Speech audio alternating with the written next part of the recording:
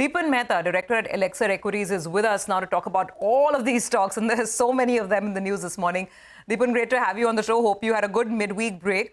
Let's start with the Godrej settlement and how you are viewing the listed entities and whether you take any action given the news that's come in. Yeah, good morning, Surbi, and thank you for having me on your show.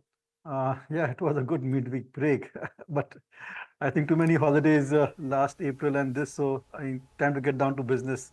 I think it doesn't make much of a difference to the Godrej stock price or the minority shareholders. One minor uncertainty out of the way. The best part is that there is no change of management anywhere, and some of the Godrej Group companies are doing exceptionally well, especially Godrej Properties. And at least that their deal with Godrej Industries and Godrej Boys remains intact, which means that the entire development right, the first right of refusal, is with Godrej Properties.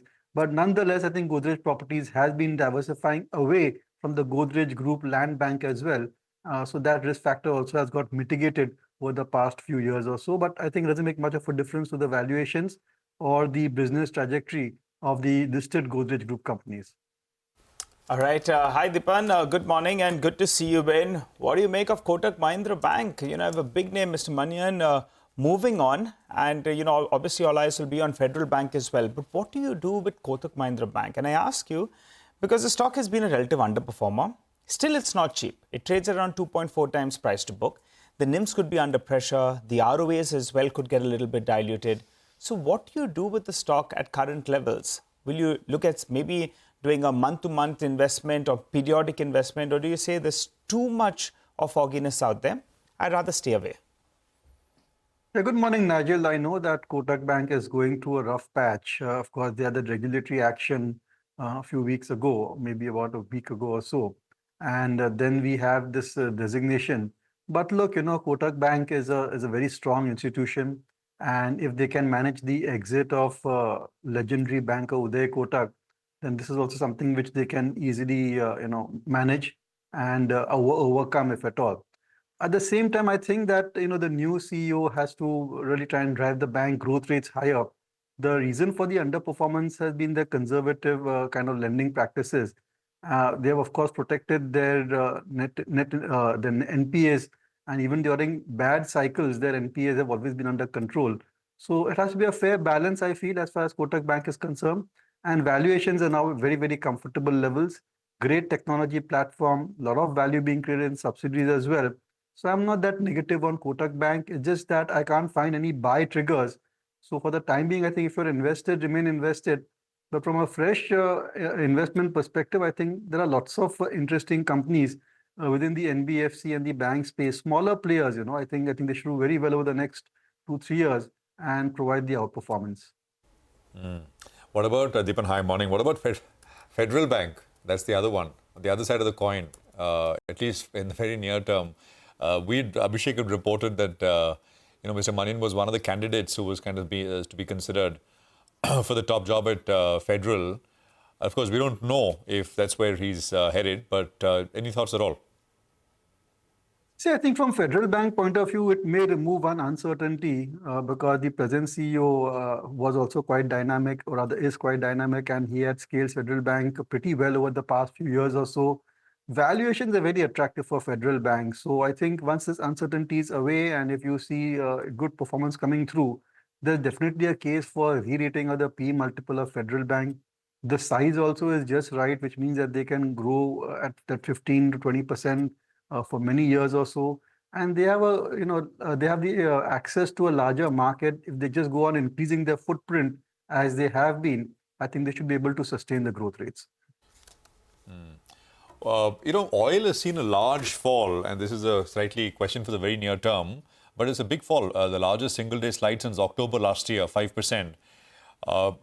Typically you'd see these sort of oil sensitives move, but what's the best play here? Is it oil marketing companies? Is it a name like Indigo, which has been seeing multiple upgrades, etc. recently? What's your sense?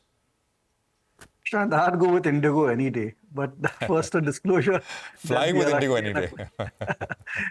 We and our clients are invested in it, so our views are biased. I think the company is really going from strength to strength. And, with the way the summer schedule is playing out and the kind of ticket prices which are there, these high yields are to be around for a long time. and lower oil prices are not going to get passed on that easily. A lot of it will flow to the bottom line. And look, they are expanding their capacity aggressively. A lot of structural changes have taken place, higher number of airports, more and more Indians traveling abroad. That was an opportunity for Indigo. They even changed the ordering pattern and they're going for wide body planes, which means that they are clearly focusing on the international routes, which could be more profitable. Valuations are reasonable. There is some uncertainty around the kind of ownership structure and how the sale of the shares will play out. But I think at this time and in this kind of an environment, you can easily absorb the stock of the promoter. Okay. Just speaking of oil, Dipan, just very quickly, IOC, we had a big shocker on Tuesday, right? Because that number was so weak. The GRM number was just a complete miss. There was some selling in other OMCs. Today, there's cushion because of the fall in oil prices. But otherwise, how do you look at OMCs now? See, I think they'll have trading rallies from time to time, and you will never be able to predict the numbers for oil marketing companies.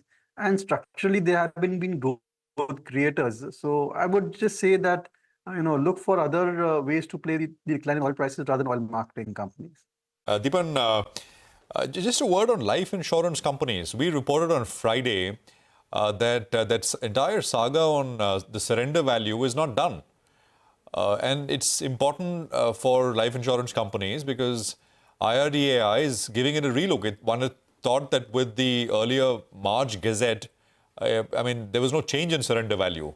But we reported that the IRDAI chairman was not happy and he wanted to increase the surrender value. So it'll be higher than what it was before, but lower than what was feared. Just your thoughts, if you like anything in this space.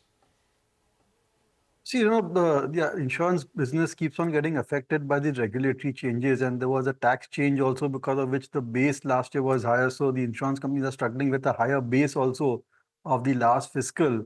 And these are great long-term businesses, but I think a lot of the growth and the upsides have got captured in. At correction, companies like HDFC Life, ICICI, Pru could be interesting, considering that they are steadily gaining market share when you compare over the last few years or so.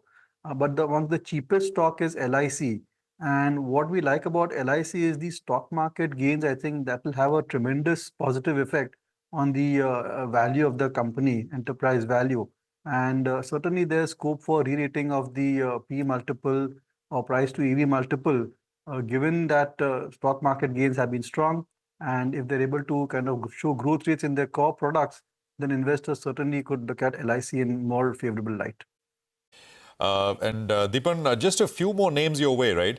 Mahindra and Mahindra saw a very large surge. It was a top nifty gainer on Tuesday. I think there is an upgrade this morning from one of the sort of brokerages on Mahindra. Coming on something like a Tata Chemicals after that. It sold off. I was reading a Morgan Stanley note saying that there is perhaps more downside here. Based on earnings, and they see consensus earnings estimates being revised down 20-25%. So Mahindra and Mahindra and Tata Chemicals. Yeah, Prashant, Tata Chemicals negative. I think they've been trying to build a business around renewable or lithium-ion battery materials, but that's still to scale up. Very positive on Mahindra and Mahindra, not just because of the UV business, but also I think if monsoons are decent, then M&M has got a very wide rural footprint on the auto side and of course, more importantly, on the tractor side. So M&M could be in for good tidings over the next 2-3 quarters. Okay, let me throw two more names. One is AB Capital. AB Capital was part of Nimesh's chatter list on Tuesday.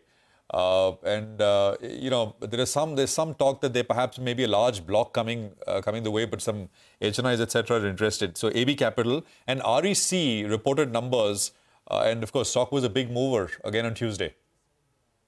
Yeah, Prashant, both stocks at attractive valuations. Of course, REC is at very good valuation ratios and growth is really coming through because of good opportunities. And I think they've opened up their lending book as well, getting more aggressive over there.